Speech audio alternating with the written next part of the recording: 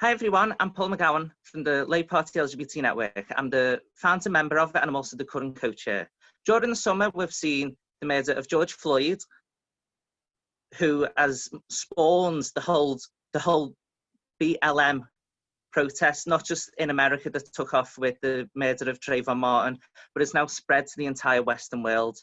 Along with that, we've also seen joint protests with BLM and the Trans Lives Matters movements working together. It's been an amazing thing to see. It's inspiring to see such genuine pride protests. They're probably the most genuine ones we've seen in decades. At the same time, we're seeing thousands and thousands, over 20,000 in fact, Black men taken action against by the police to stop and search, a huge disproportion compared to any other race or characteristic. At the same time as well, we're seeing politicians on all sides attack Black people, the BLM movement itself. They're seeing them attack our Gypsy, Roman and Traveller siblings, and it's just carrying on and carrying on. And at the same time, we're seeing a huge rise in hate crime, over 100,000 cases, in fact, the largest it's ever been, and it's just continuing to rise. So we're doing this panel during Black History Month, joining together Black and other people of colour who happen to be LGBT. And I just want to introduce people on the panel. So there's Caine, who's one of the founder members of the Labour Campaign for Trans Rights. There's myself, who I introduced just before. There's Chantelle Lunt from Merseyside BLM Alliance. There's Felix, who was part of our team and also an amazing trans rights activist in Liverpool. And there's also Geraldine, who's also involved in the Labour Party LGBT network, but I'll let them introduce themselves. So shall we start with Charlie? Thanks, Paul. Hi, I'm Charlie. I think I'm the one person that isn't in Liverpool here today. I'm in Norwich, and as Paul just said, I was a founding member of the Labour Campaign for Trans Rights. This formed we actually formed just before the general election, in response to various things, in response to transphobic motions being passed in CLPs, and the conference, which had a transphobic, not official fringe event, but fringe event by Women's Place UK, and also transphobic speakers within the conference hall. Unfortunately, as time has gone on, it seems to me that transphobia has really increased in the Labour Party. It certainly didn't start under Starmer's leadership, but it's got worse, and it's particularly got worse in the PLP. And I've also recently just started to work with The World Transformed, and being supported by Momentum, where we're creating a series of online events, as well as political education workshops for CLPs, various things like that, to try and see if we can break some of this kind of transphobic deadlock in the Labour Party, which is very frustrating for us at the moment.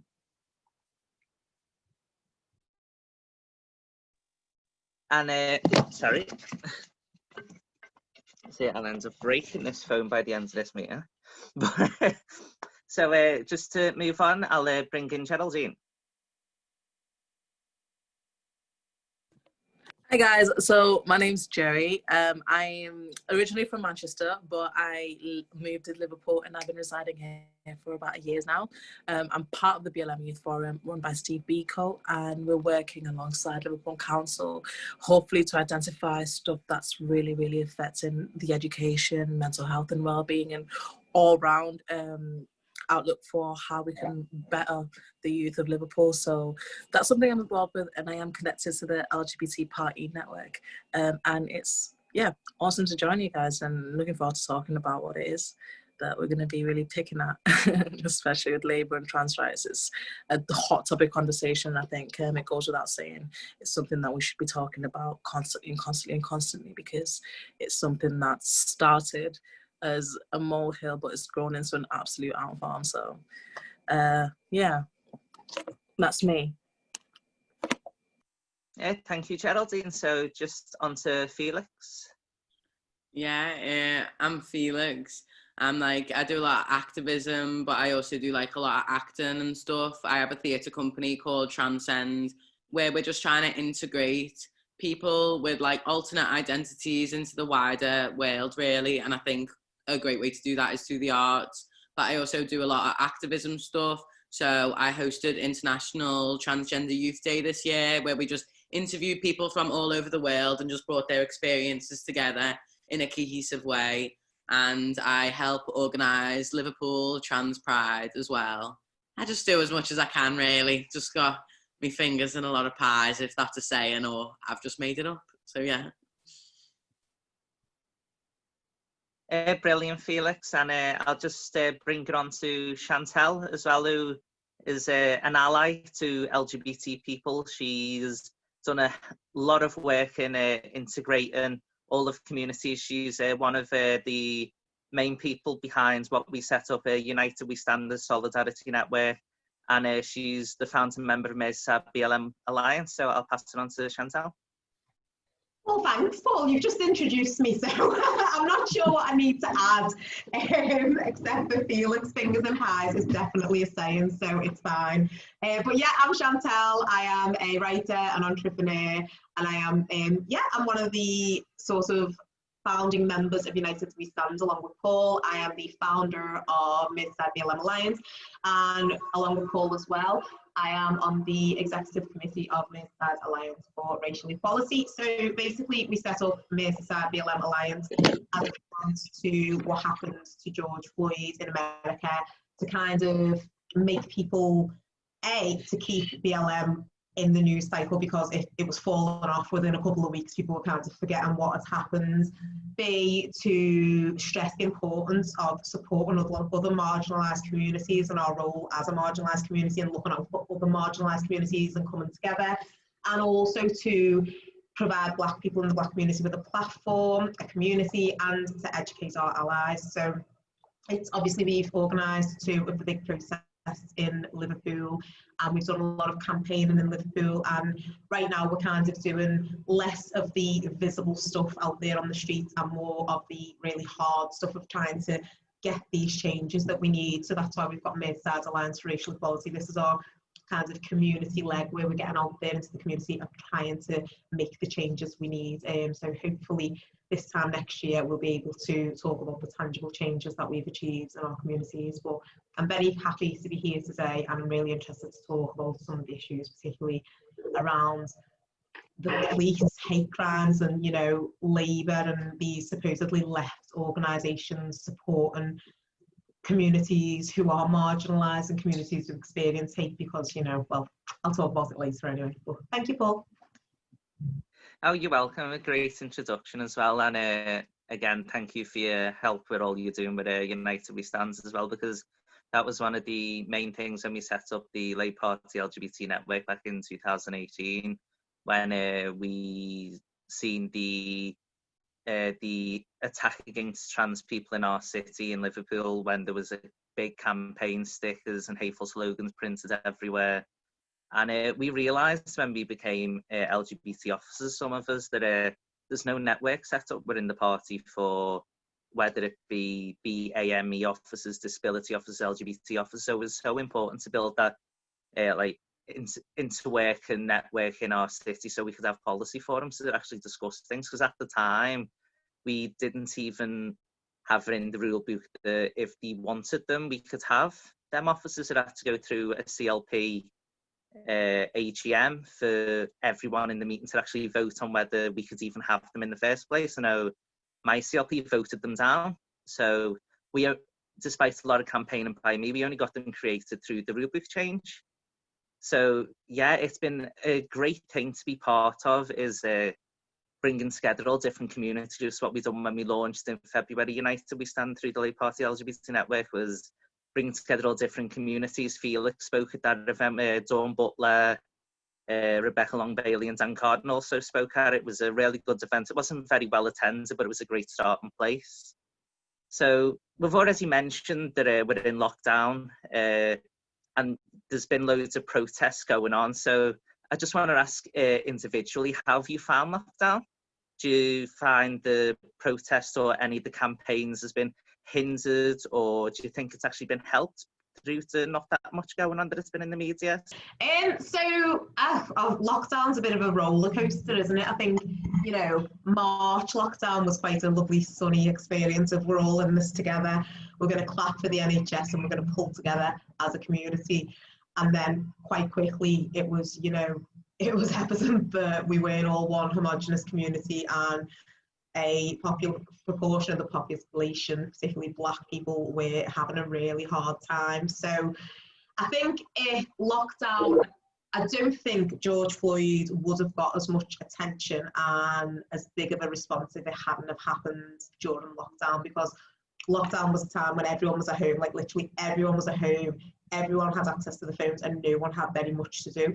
So something like George Floyd, which he's not the first George Floyd, there's been lots before and there's been lots since, and there's been, you know, similar restraining techniques used in the UK that have happened before, and it basically is all about where the public are looking, and at that time the public were looking at the phones, and that's why it got such a big response. So lockdown was, you know, I don't want to call it good because it was horrendous, and it was horrendous what happened to him, but it had the effect of making people look and see, and you couldn't look away, and it made people uncomfortable, which is what it needed to do, because that cannot be normal. So it gave massive support to BLM movements, and it gave the movements the big push it needed, and it also kind of shone the light on other movements, because it's been, you know, it's been the summer of activism, it's been the summer of activism around trans rights, around the LGBT plus community, and then there's other activism that's been happening that, like, I won't really mention, which has just been around every other thing. But I think it's given people time to connect, and it's given people time to really zoom into the issues that they're passionate about, which is a positive thing, because I think without lockdown, you know, I own a business, I trade during the summer, I'm an events trader, so my summers are literally every day I'm somewhere trading, and so without lockdown giving me the time to focus on something that I was passionate about, I wouldn't have been able to set up Merseyside BLM Alliance, get loads of people to tune into what was happening, an awful issue, and to make the connections that we've made over summer, which will hopefully never lose. Like, enough everyone on this conversation is a connection that I've made over summer, and these are the connections we need, and this is the community element that we need, because movements without people and without allies and support, they're not going to get anywhere. So as bad as lockdown has been, it's also been really useful. Obviously we're all broke, but we've got these connections, and if we are going to make the change, kind of now's the time. I mean, I certainly agree with a lot of what Chantelle said there as well. You know, being in lockdown has been a kind of double-edged sword for me, certainly on this kind of the activism I'm doing with the World Transformed. I would have been touring with a show at this point in time, so I wouldn't be setting up online activism, I wouldn't be setting up workshops, I wouldn't have the time to do it. So that part of it has been able to give me that the personal time to kind of do those things and to connect digitally with activists. I think also another positive is that it has made us, if we didn't already, realize that actually we can unite in these ways. You know, whereas we would usually say be putting, as a Labour Party member, we'd be putting motions forward at our CLPs, we'd be going to our meetings, and we'd be talking about things there. What we're actually doing is sometimes from across the world, you know, meeting up with activists from all over the place and actually pooling our resources and getting together. So that part of it has been very helpful. I think it is very frustrating to have not been able to be in contact with Labour. I think there is a possibility that people would have been able to, you know, if we'd been able to go to meetings, hold their MPs to a higher account, because one of the things that I think is really frustrating for me is that I think every part of Labour and every part of the PLP the Parliamentary Labour Party, I hate it when we do that and just go into acronyms that mean nothing. The Parliamentary Labour Party, the MPs, they are collectively responsible for not doing more. And I think if we'd been able to kind of have those meetings and things, then we would be able to hold our MPs to account. And I also think you can get, you know, when I see how things are going, we are all very much in our, I hate using the phrase of bubble because it's, you know, one of those phrases that centrists like to use, but we are in our own kind of little activist world. So all my friends, all the people I know in Young Labour, for example, who are very good on this, are really up to date and are really pushing the Labour Party on being better on trans liberation. But of course, it's not being reported by the media at all. You know, outside of the gay press, outside of the LGBT press, outside of Pink News, we are not really seeing this reported. I believe Keir Starmer has finally been asked one question, which he avoided, but it's just being ignored. And so a lot of Labour people and a lot of left people actually don't realise that we're having this fight and that this is happening and that we're not being supported by the party.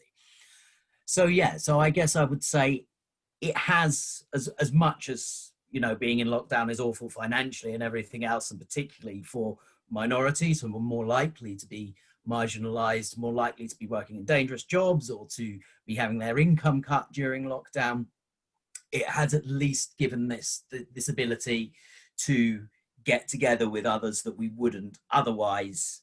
But the other side of that is that we're not really in our local groups getting together and discussing any of this.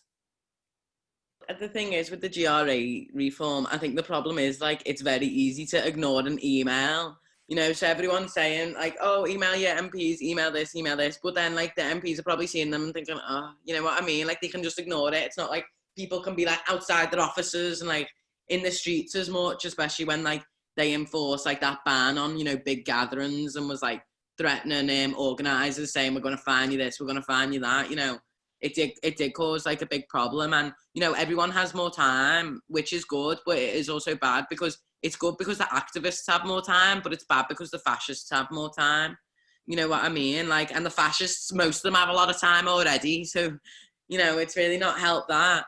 But I think with the GRA reform, yeah, I think it has just like, you know, people, we did our best. You know, we've been trying for years. You know, I've been trying since I was 14 now, to try and, you know, reform and like being part of every movement I can and every step of the way. So it was a bit of a slap in the face when we've been trying for ages and then they're like, we'll just make it a bit cheaper for you. Like, that's not what it's about. It's about the principle of us having to go and consult a professional for you to decide what gender someone is. You know, it makes no sense. And like another problem, the gender clinics are already really, really, really, really underfunded.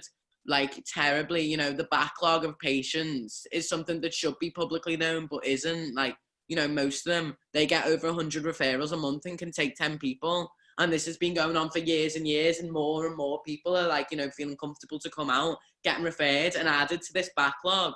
And when obviously all it started happening, like, you know, appointments in real life can't be made. Like, obviously for me, like, you know, I'm in Liverpool, but my clinic's in Leeds, so obviously it's like getting there, you know, and it's the same with most people, especially people who live in rural places. Their journey to the gender clinic takes a lot of public transport and stuff. So like the gender clinic really didn't know how to accommodate. Now they're starting to do online things and stuff like that. But I was meant to have an appointment in March. It like got cancelled and it's only now just been rearranged, you know, and I'd waited like 5 years for that appointment anyway. You know, it's another problem, like, which I think is getting completely, like, not talked about and completely just steamrolled by everything else that's going on once again. But, yeah, as I say, like, I do think it has been good because I think it has given people time to think. And, you know, I think a lot of people have stepped up for things they didn't realise they cared about. And, you know, I think Black Lives Matter has really made a really important cultural impact, which is really integrated into all parts of social media and has really shown, you know, you're either with people or you're against them. You know, silence is compliance. And if you're not standing up for these things, like, it's visible. You know, if you're not posting this on your social media, if you're not sharing, if you're not educating yourself and making sure everyone in your life is educated, people notice because a lot of other people are. So I think that's been a really important impact of lockdown that otherwise probably wouldn't have happened.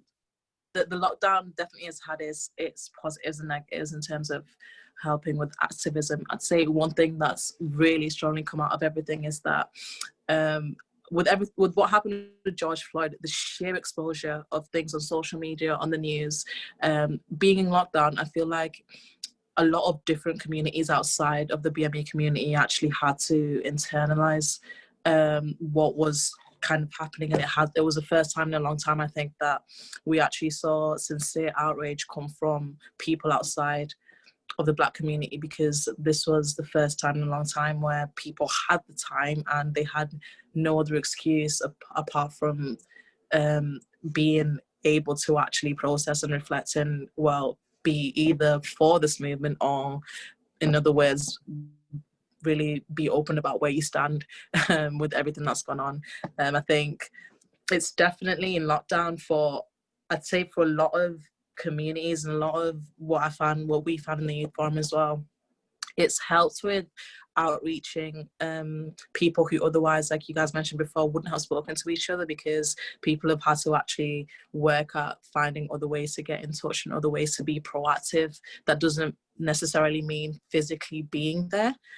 So I think that's definitely helped with a step ahead of how people have actually managed to realize they can integrate themselves into working with each other without distance and proximity being a limitation. So that's the one thing I'd say has come massively out of us being in lockdown. But I will say as well, the one thing I think hasn't really helped with us being stuck indoors is maybe traction, because I feel like because of everything that's gone with the pandemic as well, there's been a lot of active protests with things for like BLM, like you said, for the LGBT community as well, that people haven't necessarily kind of put the best foot forward with in terms of participating, even when things are safe, because of this kind of fear and all the hysteria that's been caused by COVID. So I think initially it helps with the lockdown, with us being able to share things very quickly online, and that being something that globally everyone was talking about. But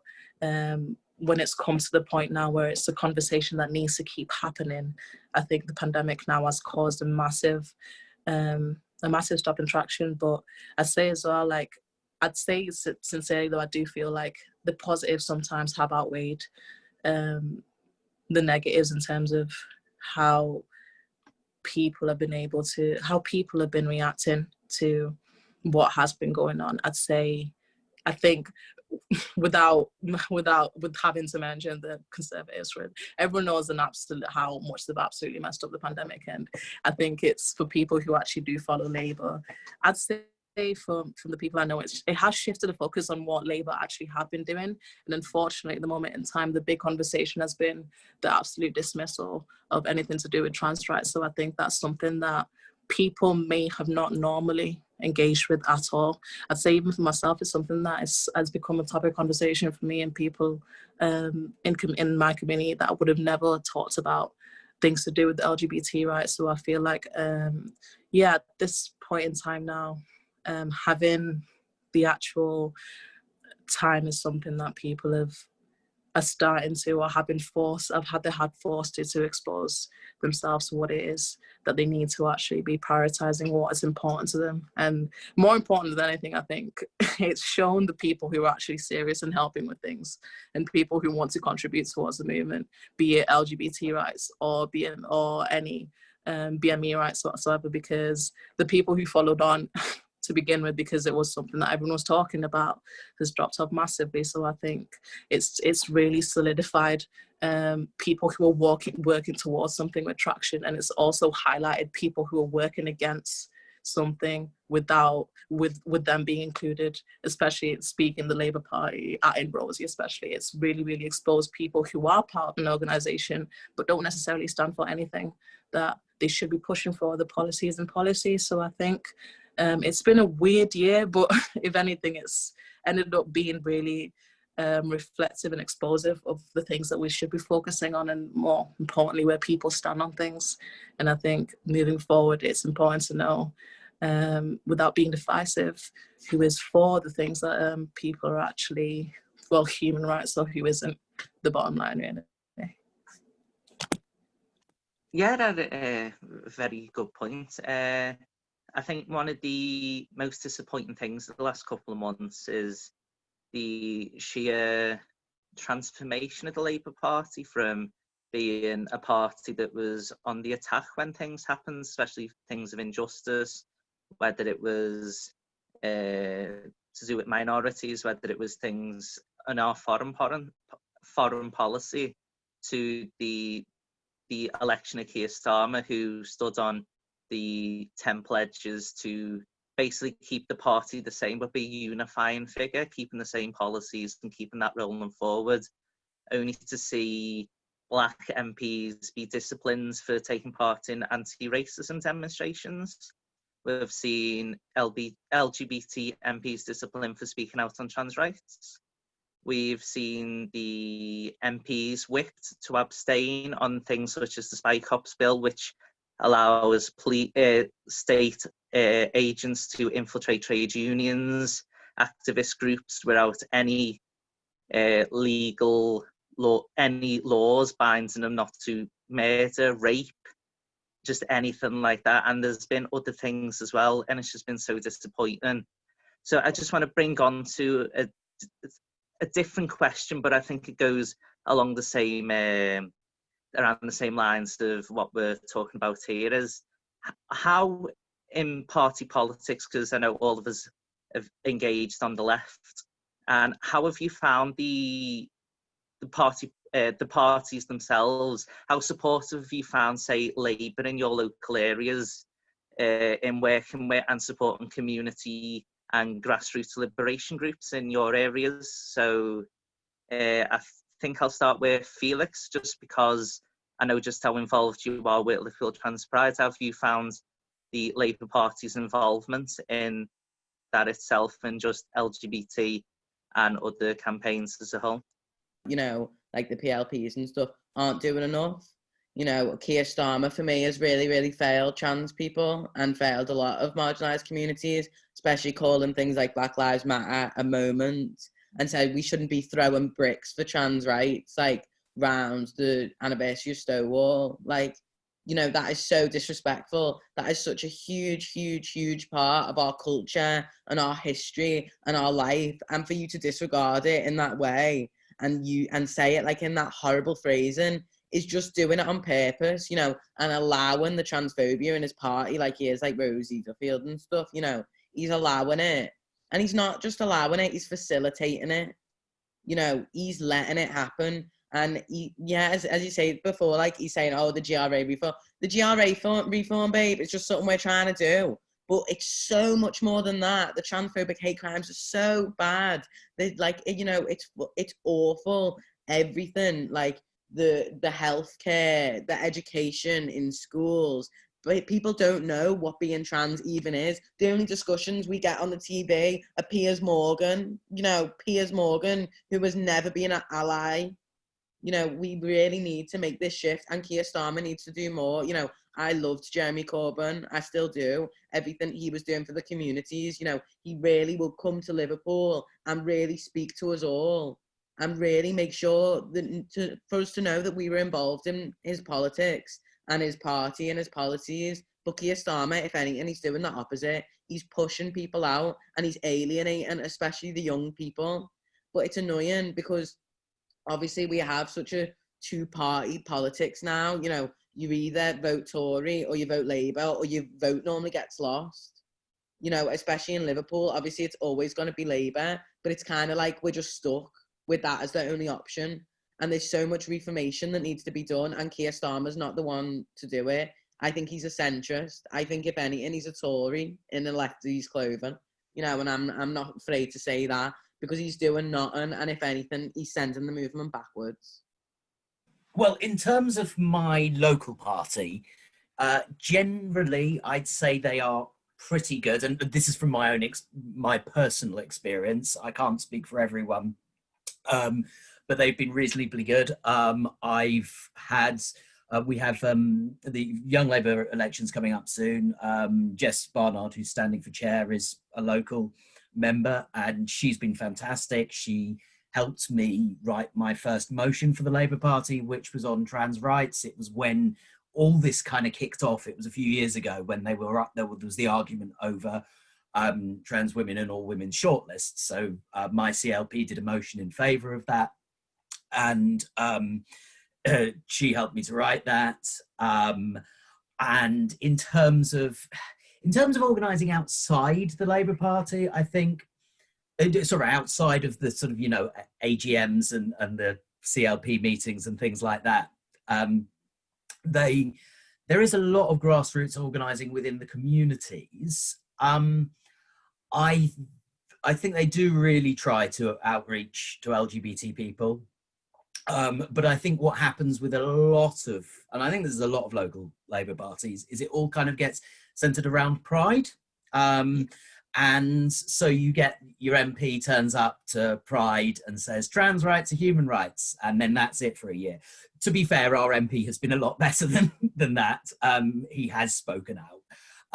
And also we had Women's Place UK come and do one of their meetings in Norwich, and our prospective parliamentary candidate went and protested there. She was fantastic. It was such a shame she didn't win her seat, because she would have been fantastic. We had several council members leading that protest. Our council has got a very pro-trans rights policy. So I do feel quite lucky in terms of my local party. But and a lot of them were kind of like, we really want you to stay, but it's the National Party, you know, and I just felt I cannot keep financially supporting this. Now, you mentioned LCTR, Labour Campaign for Trans Rights. Well, Labour Campaign for Trans Rights has reached out to the leadership several times and said, you know, talk to us. We are more than willing to sit down and have a chat with you, or to any MPs that have said unfortunate things about trans liberation, or even, you know, MPs that want to learn more. We will have that conversation with you. And we've been met with silence. Now, Keir Starmer keeps saying, oh, we've got to remove the toxicity from this debate. He keeps calling it a debate. You know, and we've got to have this calm, nice debate. And it's like, well, you say that, but you are not reaching out to trans people at all. So when you say you want a debate, what do you mean? You want a debate between transphobes and no one else, you know, and people who might tacitly agree with transphobes, but trans people, you need to be quiet about this. You need to shush. And because you're not going to vote Tory, are you? You know, we're better than them.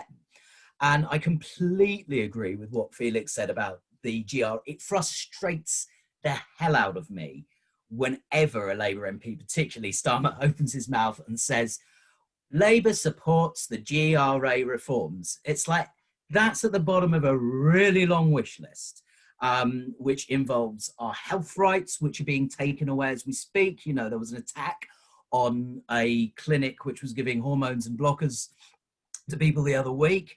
It's homelessness is a huge problem. Joblessness is a huge problem. All these issues. And you think just saying you support the GRA is enough.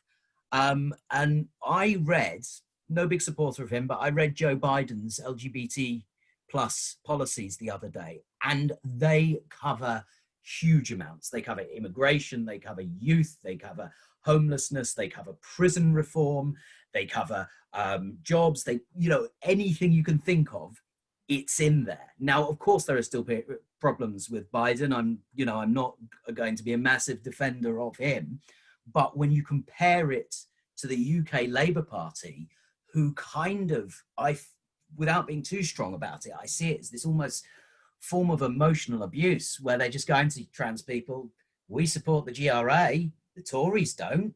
You don't vote for us, you won't get the GRA reforms, you know? And it's like, how dare you? And how dare you ignore us in the way you are? And how dare you at Pride Month bring your rainbows out and say, we support you? And, you know, as Felix said, in, you know, the day after the standing up for the Stonewall riots, saying, don't throw bricks, you know, and I had trans women say to me, several trans women say to me, I've had bricks literally thrown at me for being trans. For Keir to say that is absolutely disgusting. I'll stop rambling now, but just one other point I think I just wanted to very quickly make, which is, although I have focused on the leadership, I do think we've really got to hold the entire parliamentary Labour Party to account. They were far better under Corbyn on this, and they were far better when Dawn Butler was our Shadow Equalities Minister.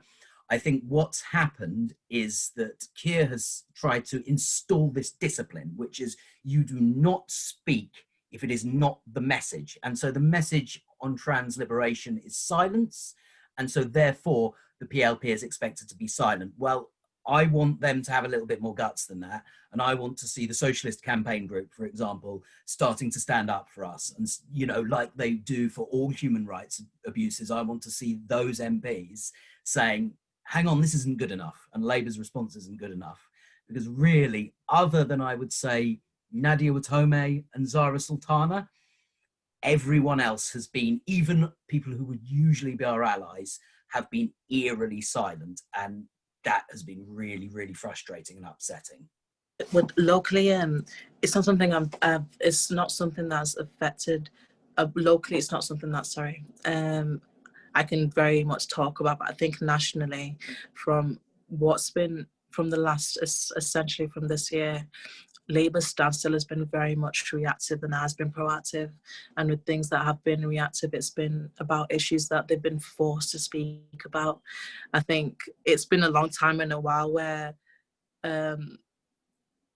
there's sincerely, it's having to pose the questions, would I vote for Labour because I believe in their values, or would I vote for Labour because they're the lesser of two evils? And that's the point at which I feel we're at the moment, because the leadership of Keir Starmer has made it very evident that at the minute the party seems to be at a point where they're just on the fence about everything. And it's not good enough to be at that position, because it's either you stand for or against trans rights, and it feels like, for especially when they're talking about things like LGBTQ rights with everything, there's a lot of dismissal and a lot of displacement and a lot of, oh, we'll talk about this here and there and again. And it feels like it's almost a narrative that the party seem to have, that when it comes to speaking about the actions that will actually fulfill or change anything, it seems like it's just been passed on that you should give the most vague answer that you can, and then once you've given the most vague answer that you can, it's good enough till it's something that's posed to you again. I think it's quite similar, to be fair, with how they have reacted to everything that is the BLM movement in itself as well, is that nothing is kind of spoken about until, again, it's posed to them. And it doesn't feel like a cohesive party anymore where it's about liberation. It's all about actual rights for the majority. It feels like there's a lot more of it's a strong word, but kind of sinister and ulterior motive to how things are moving, because no one in the public seems to have a full picture. And it's like what Charlie pointed out massively, a lot of propositions that are given to speak about things to the Black community, to the trans community, they don't really have any valid kind of standing to them. It's more like, let's have a conversation with these certain amount of people, because this is what we can say, this are the things that we will say. So I'd say more so than anything, I think I've seen with the new leadership, I can see that there's a lot less conversation about things that matter. And it's more than anything, I think it's just a bit saddening to see that a lot of people are actually having to pose the question of, would you want to vote for Labour sincerely? And I think, it's something that's a narrative as well for a lot of young people more than anything. And that's worrying, because like Felix pointed out, the last thing that you'd want, the last thing that you need is two-party politics. But that's 101% the position that we're in. And the people that we seem to be rooting for aren't the people that are rooting for the things that the community, the minority community generally care about. So that's my stance on how I feel Labour have tackled, if they've tackled anything in the last couple of months. I'd say there are certain councillors and certain MPs who are really, really supportive. So, but these are Black councillors and Black MPs. So the Lord Mayor, Andrew Roderick, again, really supportive. Kim Johnson, our only Black MP in Liverpool, very supportive. They'll support us in any way we need, literally they're a phone call away.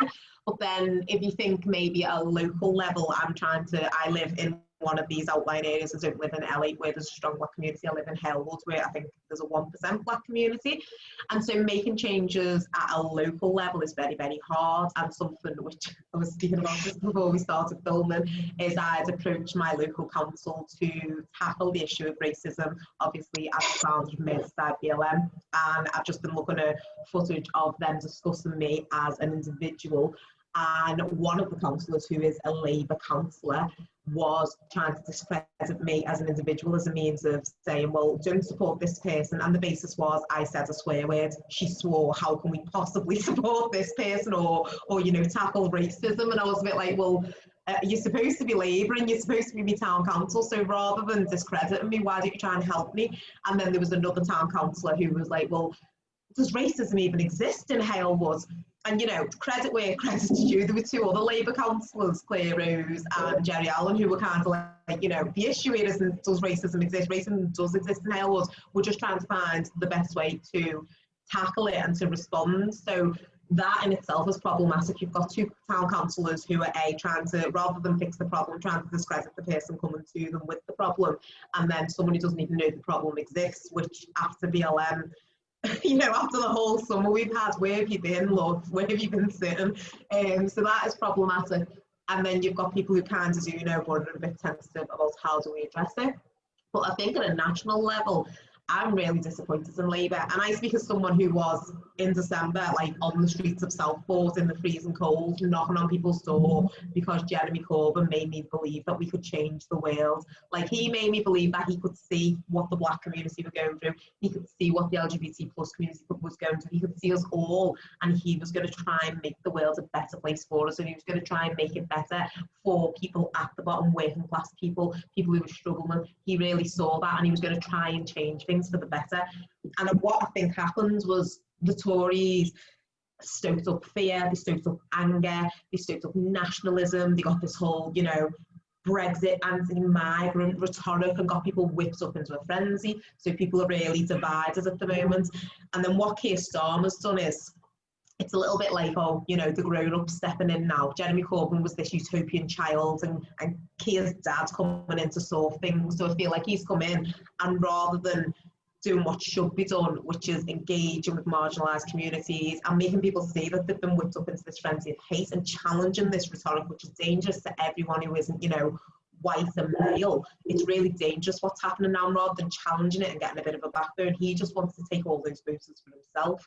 So what you'll notice is, as Felix and Geraldine have mentioned, the black vote, you know, the LGBT plus vote, where else can we vote? So our vote, A, it's really, really small numbers, and B, we don't have many voting options, because are we going to vote for, you know, the Brexit party? Are we going to vote for Tories when they hate us? We're not going to vote that way. So Keir knows he's got our vote.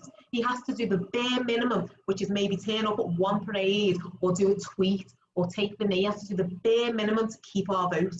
Yet to keep the vote of these people who are voting Tories, he has to signal to nationalism, which he's done. He's spoken about patriotism several times. That was one of his opening speeches. You know, we need to become more patriotic. That's really dangerous at the moment when we're living in an era of nationalism and people hating. And it's not, you know, nationalism's kind of okay if it's not about hating anyone who doesn't look like you, but nationalism in this country is about hating people who don't look like you and who don't think like you. And there is a climate of hate. So what he's doing is very dangerous. And then he's nodding to law and order, because, you know, if you're on the right, you have to be tough on law and order. And that's what he's doing with the Chiz bill. He's saying, you know, we're not messing around. So this Chiz bill is really harmful to peaceful activists, and it's really harmful to anyone who's on the left, yet he's backing it. And you've got to ask yourself why. It's because he wants the people who voted Tory to vote for him. And so rather than trying to fix this broken society that we live in, he's just subtly nodding to the right. You can't do it as overtly as he might like, but as Felix has said, he's a Tory in a red tie. He's just nodding to the right and nodding to the right constantly. So he will give us very little while signalling to the right that it's okay to vote for him, because he's okay with nationalism, he's okay with being tough on crime, and he's not really going to get involved in these moments that are occurring right now about things like civil rights and liberation and, you know, people just being treated quite nicely. So at a national level, really disappointed in Labour. there are certain MPs and councillors who, yeah, are brilliant, but I think he's also trying to purge the Labour Party of anyone who looks like they might be a bit socialist. He wants them out, he doesn't want them in. It's all about New Labour, and it's all about leaning right over there towards the right. So I'm not someone who would abstain from voting, but I feel really disappointed. I don't know where I'm going to vote. You know, when it's time to vote, I'm like, well, who is there to vote for? And that shouldn't be where you feel as a voter. It's kind of the lesser of two evils. You should be really passionate about who you're voting for. You should feel like they support you as a person and your community. Yet with Labour, it's like within 6 months, I've completely turned off from them, and it's all Keir's fault. Yeah, it's just a horrible situation, isn't it? Just the sheer difference between Jeremy Corbyn's leadership to now Keir Starmer's. To Keir Starmer's, I was infused by Jeremy Corbyn. It's why I left the Green Party, because I needed a left-wing party, the nearest thing closest to me to get involved in. Sorry, is my internet going funny? And just saying it all going funny. I was infused by Jeremy Corbyn. I joined the Labour Party in 2017, and because I seen the coup that was about to happen, because you were seeing it every now and then, you just certain MPs acting out, trying to cause that much division, and then I joined just before the mass resignations, and but after that leadership election, we just went through another period of just, we're not going to get anywhere. Like, we've got a leader and a few MPs, but the rest of the party's never going to allow anything to go ahead. Like, even if we got into power, our own MPs going to vote down every policy change in law we ever try and make. And I ended up leaving the party, I think it was 8 March 2000, and I joined 2016, but left 2017, and then rejoined just before the general election. But I was never an activist at that point. I was just a supporter. But when I rejoined just for the general election, I got so involved, and it's just one of them of, you get to the point of, you see our greatest chance in 2017 go up in smoke, and as it turns out, just because our own MPs, our own staffers are working against us, as the leak report shows, there was mass abuse of racist in HQ, there was sexist, there was homophobes, transphobes, and them people named in that report and are the people around Starmer in charge of the Labour Party, the very people that kept us out of power and pushed, especially as well for the, as much as I wanted to remain in the EU, the suicidal policy that was the People's Vote, a full EU referendum with support and remain on the ballot, just absolutely murders us at the election in 2019 on the what was framed as the Brexit election. The next thing I just want to go on to is the way the society is as a whole at the moment, and the culture that we exist in. And I think one of the most important things, like we've already touched on, is educating one another, our own demographics, our own communities, to the underlying bigotry that just sadly exists in each of our communities. So that's why we believe it's so important to put on joint, like, art exhibitions, just education, putting together joint policy forums, so each demographics getting a voice and giving people a voice, not speaking for them, but giving them a voice, bringing them on board for them to speak, instead of trying to come up with an idea of what you believe that they want as a community or as a liberation group. Or it's like big organisations at times, when they want to speak on, say, trans rights, like, they'll go, oh, we're doing so much, and then only talk about GRA, nothing else. But yeah, I just want to know your thoughts on the best ways for our different communities to actually engage with educating each other. Primary school is where bigotry exists massively, because it stems from when you're younger. It's something that you internalize because of how people treat you, and how the things that especially like in schools, the exposure that you get, or lack of, speaking from a from a Black perspective, the kind of involvement that you get for teachers or the kind of people that come in to speak about things, those are the things that stay with you, because when you get someone who's white and middle-aged come to tell you about all the opportunities that you can and you can't do, and they've never been and they've never tread in Merseyside, it's a complete conversation that they can't relate to.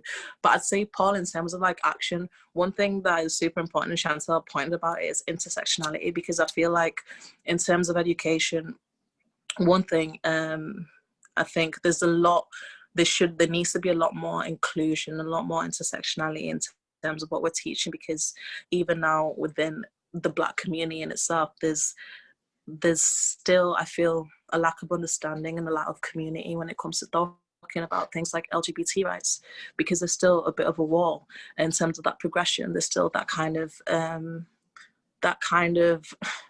homophobia in itself within the Black community that separates, and it separates massively how much of a community people can be, because they don't understand or don't realize that they kind of are fighting the same fight.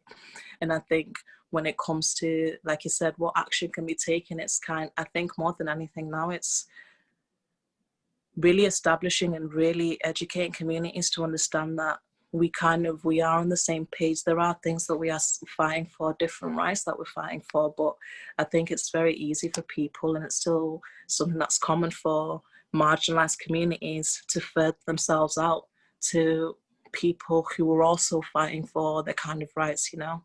And so I feel like when it comes to education, that's something that should be prioritized, is actually teaching, really, really teaching people that, you know, you are on the same page, and there are things that you can help each other with through and through, without thinking, okay, you understand Black rights because you are Black, but because you're a Black gay person, it's a little bit different for you.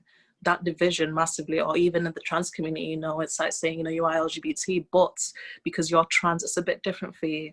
And I think that separation really stops and stalls how we can even implement education in schools or in places, because it's that constant separation, that constant kind of compartmentalizing everything as being, it's this fight, then this fight, then this fight. So I'd say, yeah, action-wise, it's really grouping communities and really bringing people together as a whole, because until that happens, it really is individual through and through. There's always going to be different roads people end up dissecting under, and it doesn't really push anything forward if you wanted to do that. I definitely agree with like Geraldine that we need to bring people together, because for me, I had a really, really bad experience in school. I went to Belvedere, which is an all-girls school, and it was really bad. Like, they were really transphobic. Like, they wouldn't let me wear pants. They wouldn't let me change my name on the register. Like, they were really, really, really bad. And I'm very vocal and open about my experiences in school, because they were incredibly discriminating and awful. And outside of school, I had the safe spaces of like Gyro and White Pass, and it was amazing. Like, I am so grateful for them trans groups every single day. But it's like, we'd have all these great ideas, but, you know, we'd be preaching to the converted in a way, because the only people would hear these ideas are other trans people.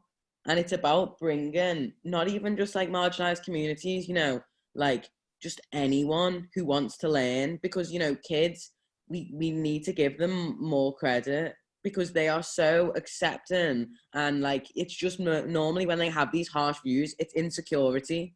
You know, it's, oh, I'm not, I don't know who I am. These people know who they are. Let's bully them.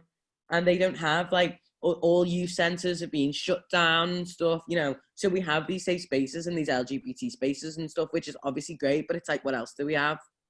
You know, we need places where people can just explore being themselves and just explore who they are as a human away from schools. You know, I think something like a Saturday school or something, and me and my friend have been talking about this for a while, would be great.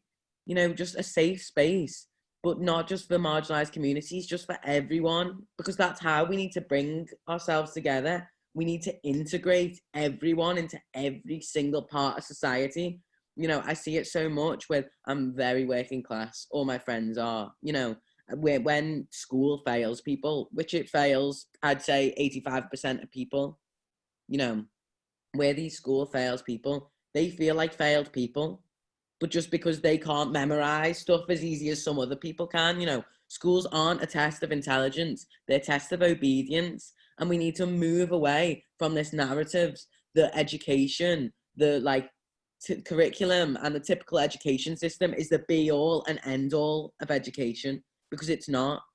It is awful, awful, awful, awful, really degrading, like just system that needs to be completely abolished. And we really need alternate options for people to feel clever and to feel accepted and to feel loved, because school is the opposite. You know, I used to hear all the time when I was little, school days are the best days of your life. Really? That's it? That's the best days of my life?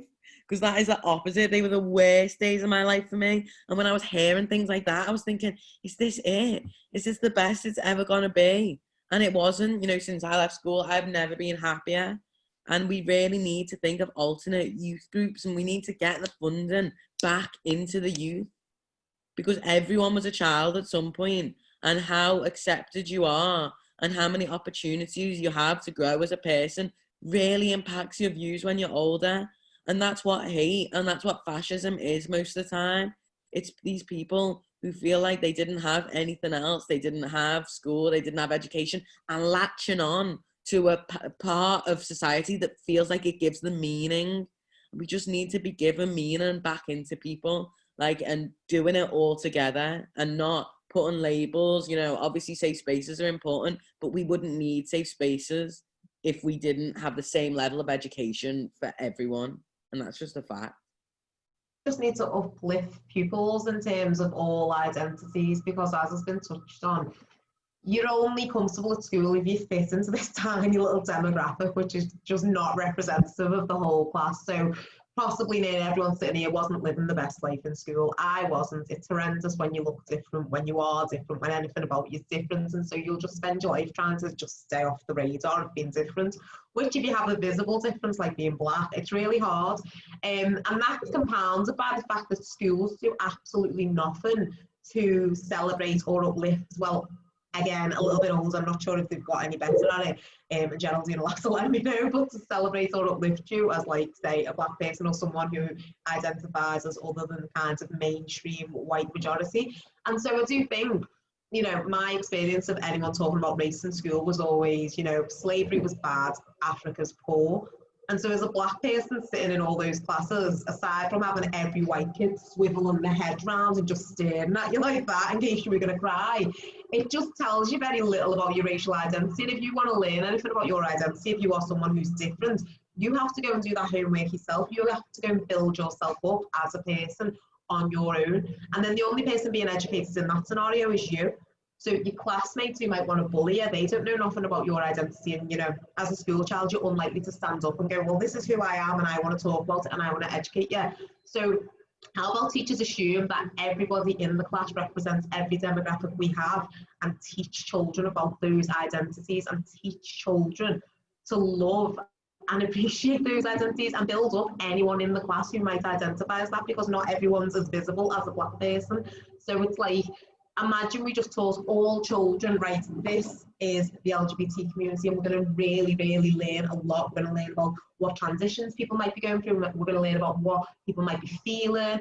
We're going to learn everything. This is the black community. We're going to learn everything about them. We're going to learn the nice stuff, not just slavery in Africa is poor. We're going to actually learn about the continent Africa, and we're going to learn about the wealth. We're going to learn about all that fun stuff. And then we're going to learn about the disabilities, both hidden and not hidden, and children who might be struggling because of a learning need. We're going to learn about all that, because if you don't know about it and all you're getting is, you know, your racist dad's point of view or your bigoted parents' point of view, then you are going to hate. And whilst it might not completely eradicate what you experience in school if you are the subject of bullies or the target of bullies, there's a chance that when a bully's about to kick your head in or shout something nasty, something that they've learned in school about tolerance, about inclusion, might just go into the head because they've had a point of reference, which a lot of people don't have, because it's school's job. I don't know why they don't do it, but they might have this point of reference. It might mean that, like, in 10 years' time, there's people sat here who has a nice experience of school, because 99% of the people I speak to had a horrendous time. And I don't know if that's because my circle's so diverse, but most people had a horrible time, and it's not because of anything they could help, it's because of just who they were. Like, I had a horrible time at school because of who I am, because of things that I can't help and I have no power over. And that's not really fair. But then I think when the government bring in legislation, like the legislation that brought in over the PHSE stuff, basically saying, you know, no organisation can go in the school that's got an anti-capitalist agenda. And then there's this specific word that no organisation can go into the school to contribute to PHSE if their name has ever been associated with any act of criminal damage or violence, which basically was just a little nod to BLM. So you can't go in the school and you can't teach children about your racial identity. It's really hard, and it becomes a little bit totalitarian. So, you know, I'm currently homeschooling just out of necessity, but I'm like, is this the only way to ensure that my children don't grow up with this certain viewpoints about the world and as kind of zombies and intolerant without understanding? Because unless you are a little bit of a woke hippie like me, you will take your children to museums and you will show them things about the world and you teach them and teach them and teach them, then how are we going to raise children who can see the world as it is and who aren't going to be hateful and full of fear about people they don't know? So yeah, I don't think the government are helping, but I do think it is the school's job to teach about the world as it is. So to act like the world isn't the way it is now is just ridiculous. It's like, you know, we're not in the, I don't know, when was the world just kind of white with no diversity? I don't think it ever has been, but you know, let's just teach about the world as it is, as we all look around and see it. That's my 2 pennies worth. Just on the current climate as well, so on educating one another, how do you feel, Geraldine, with the way the education part is with I'm trying to frame this correctly, not just in kids, because I think we've spoke about it growing up a little bit already, but even in just the LGBT community, because I notice, well, I don't just notice, I see it a lot with prides as well. It's like a lot of it's very male focused, especially gays, like bodybuilders with shirts off, and like you'll get a lot of abuse at times to pride marches, especially if you don't fit into that into them boxes again, just like it is at school. If you don't fit into them boxes at pride, you're not seen as a proper I'm going to say a credible LGBT person. Like, you don't fit in with them, so you'll find abuse, whether it be you're bisexual, so you don't really fit in with the gay or lesbian experience itself as a sole thing. Like, you're not understood, same with trans people. So how do you feel about the LGBT community and the education needs to happen within our own community itself and educating on each other's experiences? Yeah, 101. I think you hit the nail on the head there, Paul, about, obviously, it's something we brushed on before. There's still a lot of division in the LGBT community, and I can openly speak as well, being someone who's openly bisexual myself.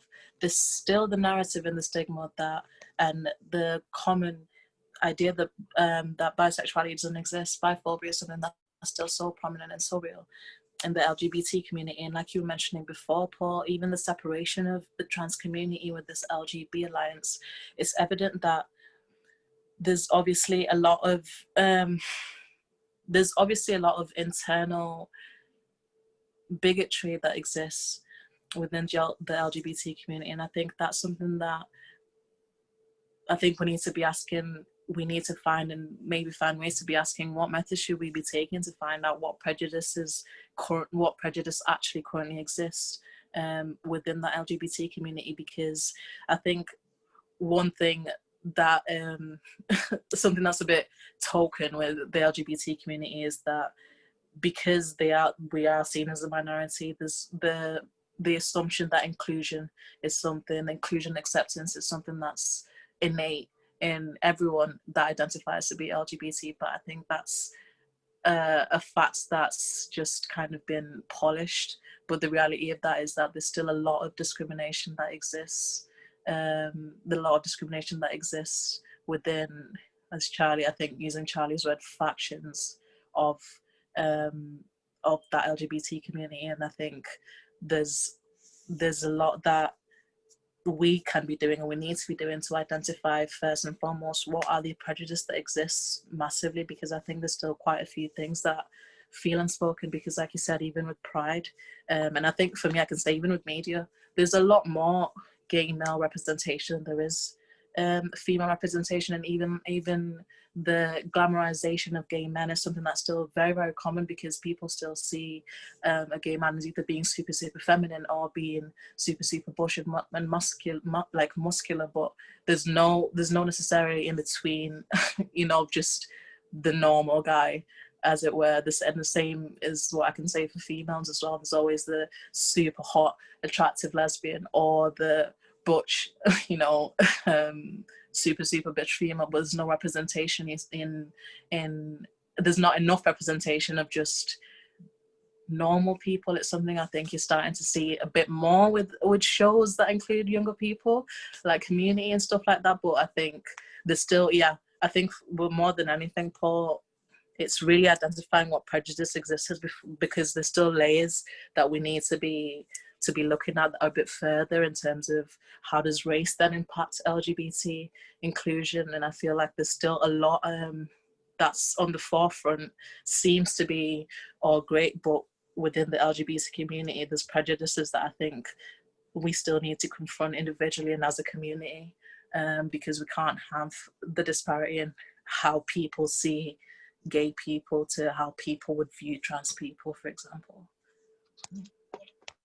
I'll just come back to you in a sec, Geraldine, just because it's just want to make a point on what you've just said, especially the race part of the LGBT umbrella, of just the fact that Black people and other racial demographics, a lot of them don't have the ability to be themselves in their own communities, for whether it be the religious background or maybe it's just a conservative part of their communities. But something I've found a brilliant thing was the setup of Black Pride in London, where the biggest, I think it's in Europe, of bringing together the Black identity of the LGBT umbrella, giving them their own thing that's part of the Pride thing itself. Because I know Stonewall a couple of years ago withdrew their support for London Pride itself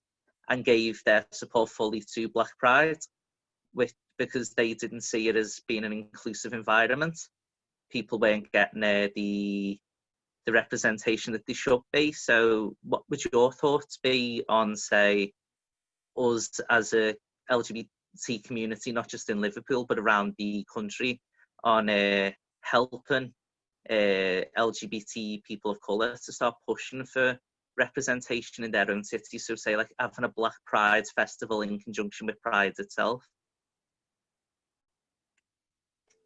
I think that's an awesome question. A side note, if anyone has never been to Black Pride, you should go, because actually it does bang. It's awesome.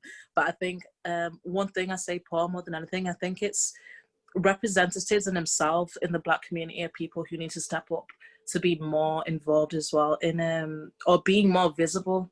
First and foremost, as saying the Black community, actual having LGBT representatives is something that I don't think is as common as enough. So I think when it does come to things like outreach, it's not as easy, because people aren't as open as talking or being the lead of representative Black LGBT people, because there's always I think there's always the fear of backlash, speaking from friends in the same community as myself. But I think one thing that we can be doing is trying to really outreach with each other a lot more. Like, for example, with the Labour LGBT network, there are organisations that really do push for Black visibility, and I think if more than anything there should be an emphasis, or maybe a priority even, to really trying and getting people of colour to actually be a lot more to have people be a lot more involved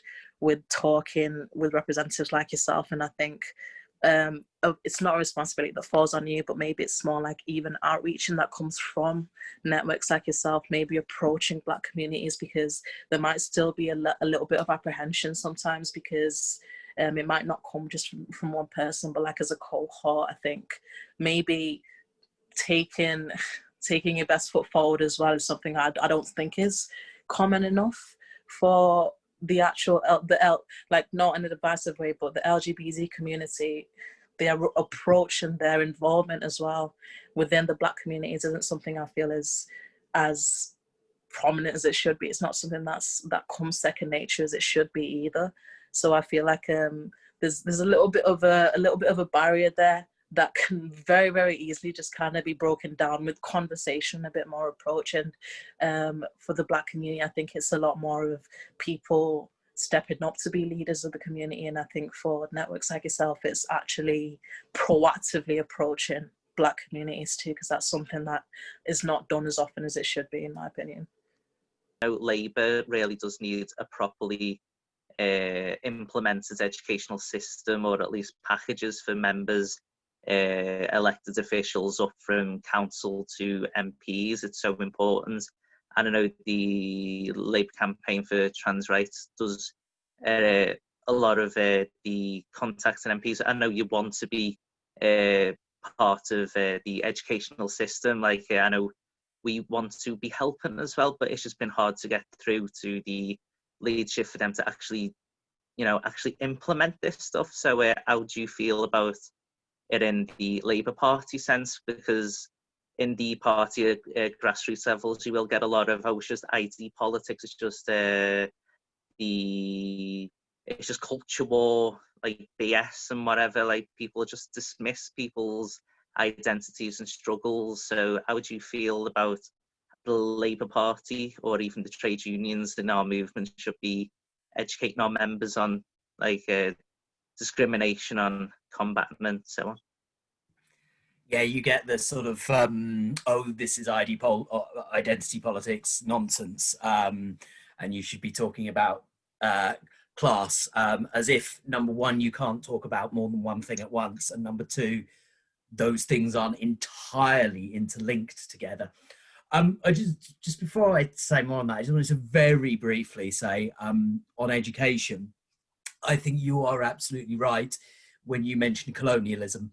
And I think our entire education system is still basically an arm of colonialism. And I don't think it's enough that it needs to be reformed. I think the whole thing needs to be completely restarted again. And I think we really need to be, that's one thing, is pushing Labour on its education policy. We can't change what the Tories are doing, but at the moment, one thing I do, if I'm still allowed to as an anti-capitalist, is I do a lot of workshops in schools, and I do a lot of creative workshops in schools, where it's not just around things like, talking about gender identity. It's might be around a theatre production in which it's just getting kids to think and empathise and, play different parts. And so that's, all these kind of like little creative things I think are really important in education. But coming back to your point on the Labour Party, I think it was Geraldine who right at the start mentioned intersectionality.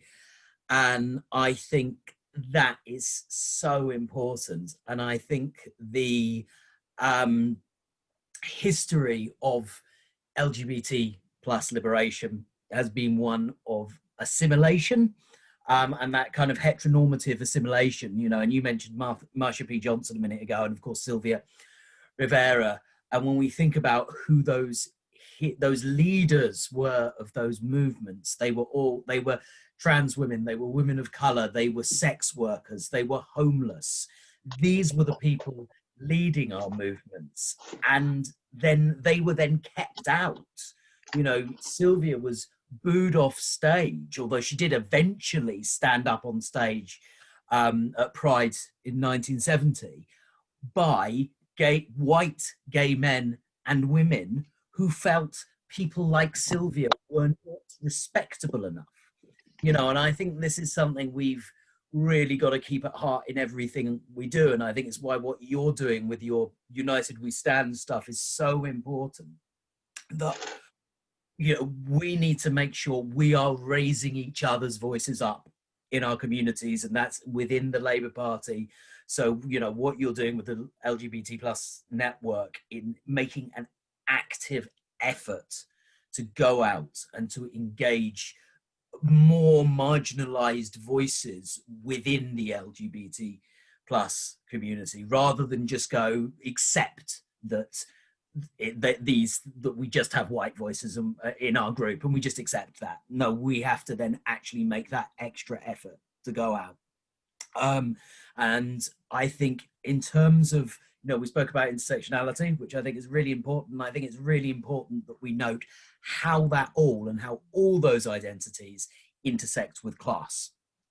Because as you kind of rightly identified, in the Labour Party, so often you get these voices that just think this is a bit of distraction, and that this is not what we should be focusing on. And, the one that really annoys me and frustrates me is that working class voters aren't going to like this, which I think is the most ridiculously number one, classist thing, and number two, like, what is your definition of working class? When you say working class, you mean a middle-aged straight white man, don't you? And it's like, that's not representative of working class. Working class is LGBT people. Trans people are, I think it's like 50% are out of job in Ireland. I think that they haven't done any looking into it in England, but in Ireland it is 50%. 8 out of 10 employers a couple of years ago said they wouldn't employ or wouldn't be uneasy about employing a trans person. I think something like 7 out of 10 trans people have said that they have been attacked, physically attacked at work. We don't get a choice in the Labour we do. We are the working class, and so I think really when we need to be kind of framing these conversations around our identities and class in order to educate the Labour movement, in order to kind of educate those kinds of people who don't understand that actually you cannot say we shouldn't be doing trans politics, we should be doing class politics, because trans politics is class politics, and that's the same for people of colour as well. Of course, that is class politics as well, and we need to kind of like be getting that across, because when you protect the most vulnerable, you protect everyone. What is it trans people, for example, need more than anything else? It is a better healthcare system. We all need a better healthcare system. So by raising these voices up, that's essentially what you're doing.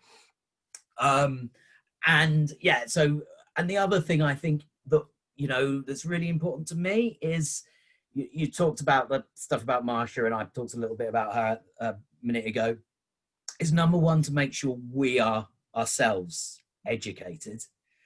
And number two, to make sure we never fall into that trap of assimilation.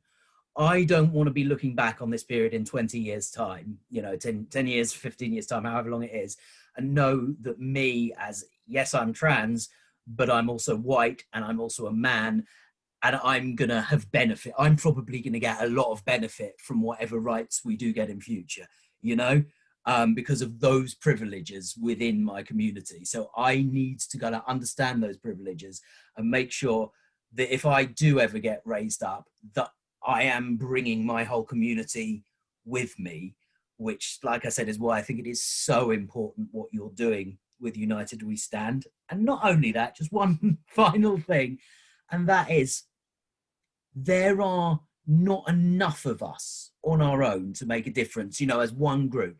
Trans people are 1% of the population. We can easily be ignored. When we all get together and we all fight for each other's rights, we cannot be ignored. The minorities together, we are a force to be reckoned for.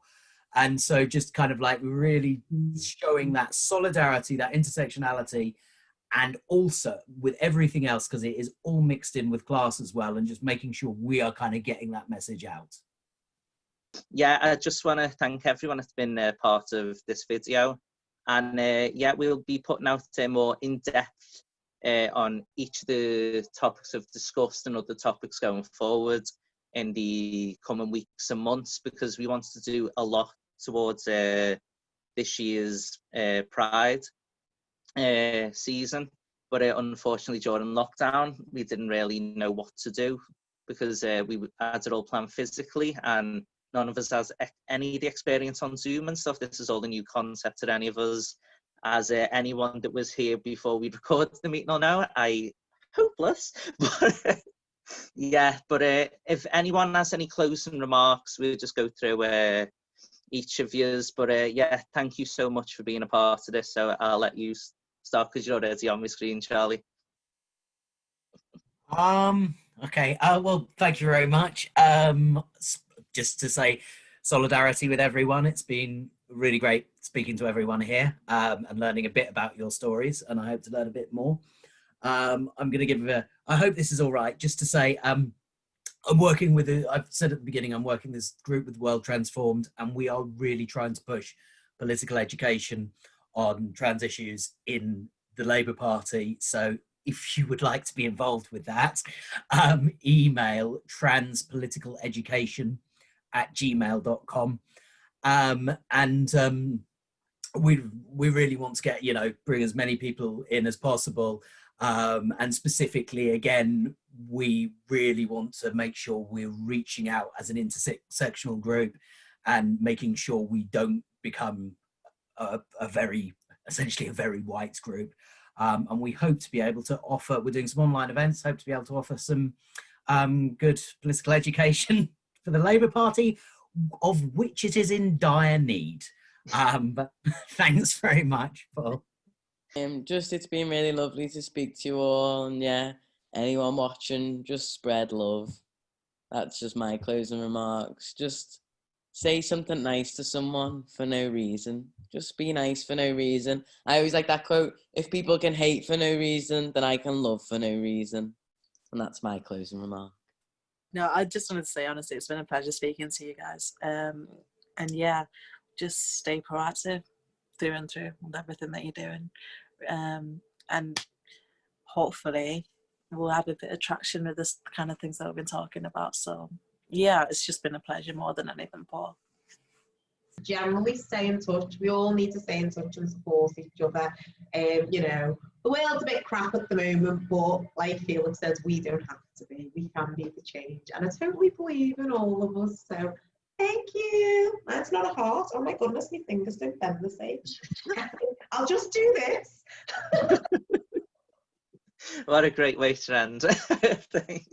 Yeah, but the Labour Party LGBT network isn't a paid membership group. We just basically operate as a discussion group, and we're also going to have a members part on the website as soon as we work out how to facilitate that best and make sure it's a secure environment and there'll be no hacks or anything. So we need to work on our cybersecurity before we set that up. But yeah, so please, if you want to be a part of our group or even our team itself, we are in no way going to tell you you can't be involved. Whatever your experiences, we welcome you to come on board. We need a good, strong team, and we'll always give you a platform to be involved. So please never feel that you can't just be involved in our group. Please do, because the more discussion there is, the better.